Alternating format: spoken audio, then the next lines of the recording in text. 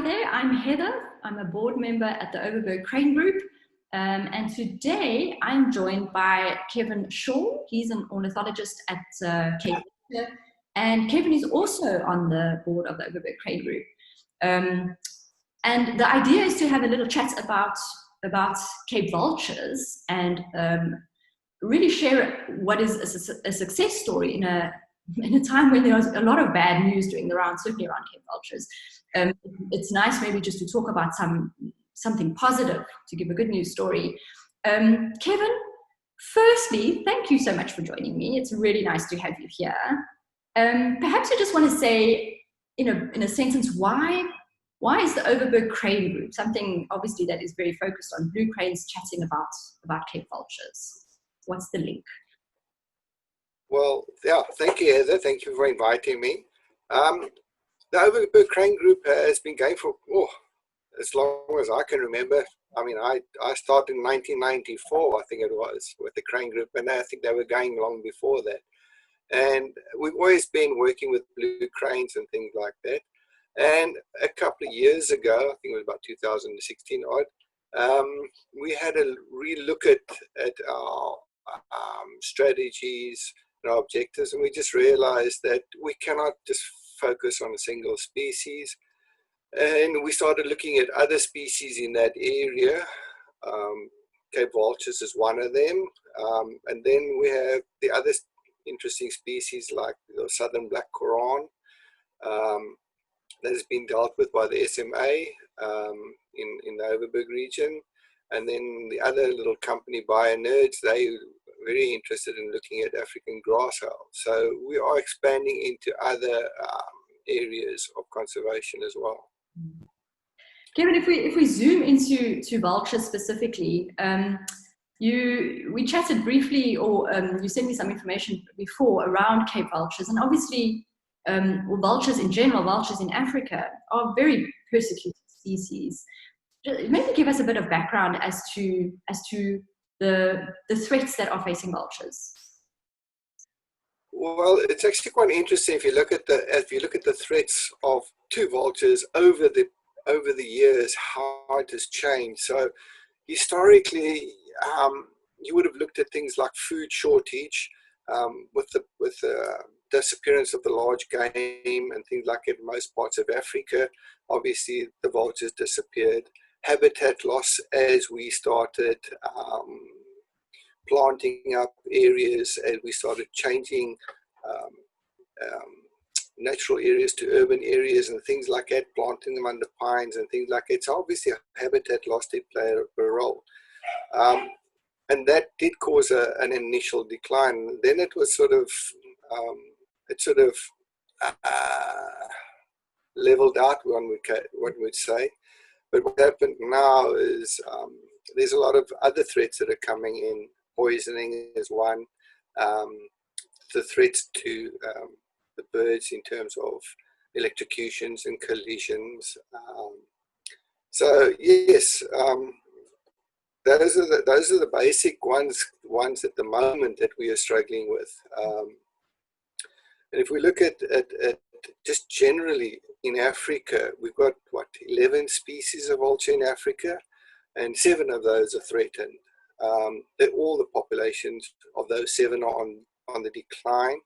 The other 4, at least one of them is sort of bordering on a threat status. I don't think it's going to be long before it will decline to a degree that it will have a threat status. And if we just look at general numbers, I mean, the figures that have been thrown around, we're looking at about 80% decline of vultures in Africa over the last 30 years. It's really, really sad.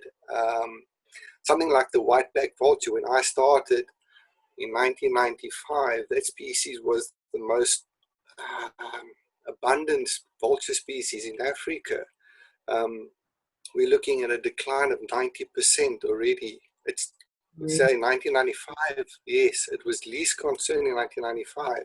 In 2004, 14, 15, it went across to critically endangered.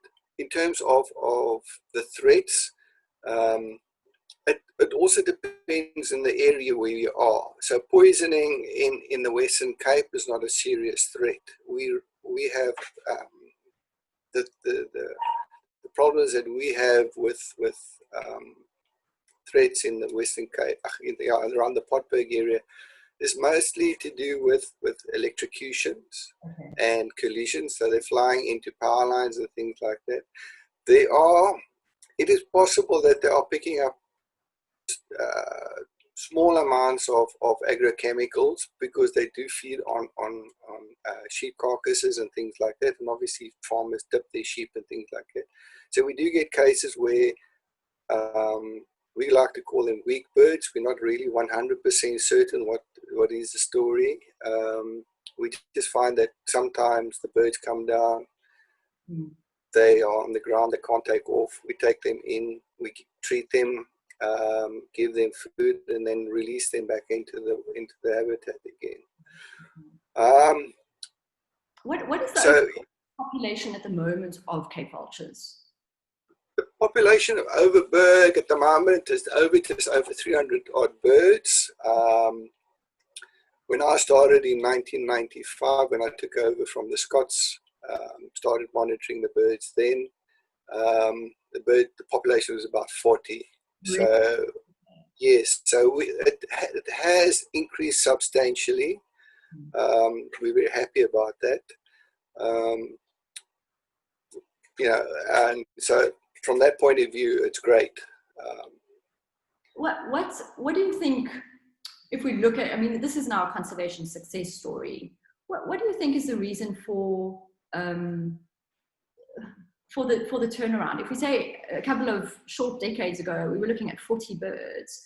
How has the population turned around so much? I think it's actually quite interesting. When I started working with the Overberg crane group, and we started working with cranes and things like that, I started to realize that how much humans change the environment. And you actually not need to start working, in this case, mostly with the farmers, not really working with them. You need to actually understand the farming methodologies to understand what is happening in the populations. And the same applies to the vultures. In order to understand what's happening with the vultures, you need to understand farming methodologies in the areas and things like that. Vultures basically need two things. They need three things actually: big areas to fly around in, food, and then somewhere to roost and to breed. We haven't changed anything at Potberg. The roost sites are still the same, the breedings are still the same, the air around us is still the same. So the only thing that's really changed is actually the food, and I think that's where the crux of the matter is. The farming methodologies around sheep farming has changed over the last couple of years, and also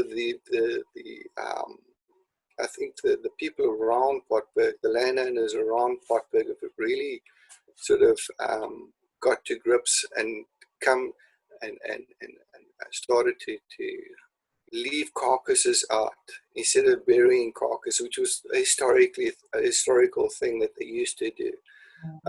The other thing is, we've also noticed that in the past they used to lamb once a year, and now what they've done is they've taken their flocks and they've split them in 3 or 4, and they lamb 3-4 times a year. So in other words, you've now got food for a longer period over the year, throughout the year, so you don't have a shortage of food in certain periods and things like that. So I think it's things like that that's created a happy space for the vultures and enabled them to increase to where they are at the moment. But somewhere along the line, they're going to plateau out. The numbers they just can't keep on increasing as they are, unfortunately. And then we will have to start looking at other areas. We do know that they used to occur in the little karoo areas, in the cliffs of the Gerrits River. and they were still there when I started. I lie. Just before I started, they were still there. They've now disappeared from that area, and it's something that we can look forward to in the future. Trying to start working in those areas. Kevin, the one thing that I've heard recently is, for the first time, I think pretty much ever, there are sightings of vultures in most abnormal places. For example, I heard that there was, I think there was a flock of about 40 or so vultures at the Niviash Wetland Special Management Area. And I even saw photos of vultures sitting on the roof of a house in, I think it was the Kelders. So it seems that they definitely are moving a bit further than their normal area. Why do you think that is? Okay, so there's two aspects to that. So the first one, those singletons in most cases the pictures that I've seen are juvenile birds. Now what happens is when a youngster comes off the cliff, he just fledges and things like that, he has to compete at the carcass for food with adult birds. So they do struggle a bit in the beginning to fight their way to get their food and things like that. And they're the ones that usually start wandering around quite a bit. So to see the singletons, that's not that unusual. We have picked them up in very funny places.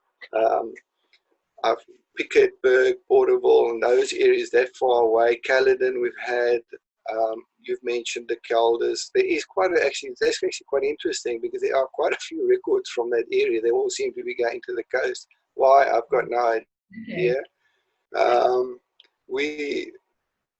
There are people tracking young birds in other colonies, and we've just had an instance now of a young bird that came from one of the northern colonies, the old Transvaal area, all the way down into the Western Cape, and then did a U-turn and then all the way back into Namibia, and then from there went across back to where it was. So these young birds do travel long distances.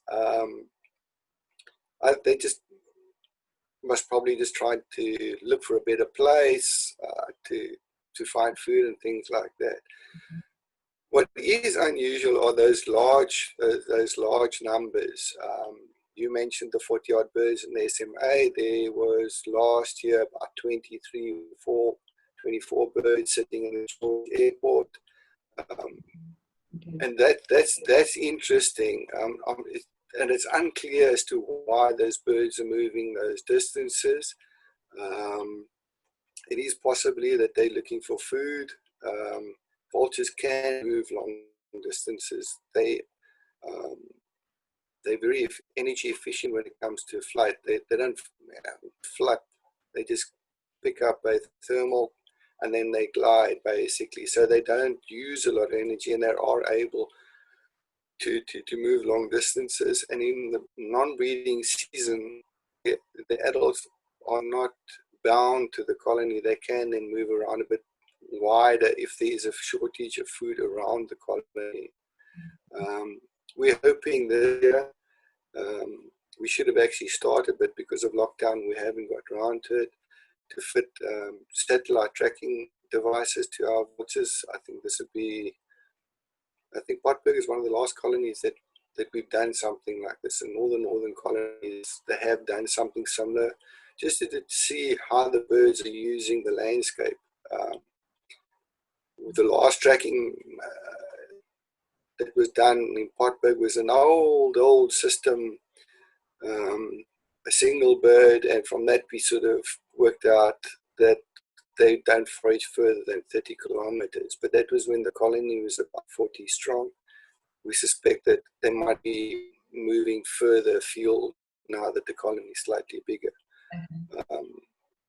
So we will see what the results are as soon as we can start catching the birds. Okay. Well, Kevin, thank you very much. Thank you for joining us, and thank you for giving insights into these really, really interesting birds, and also sharing what is a good news story. As you mentioned, there's so much bad news going on, so it's really nice to have something positive to tell as well. Thank you very much. It's a pleasure, Heather. Thank you.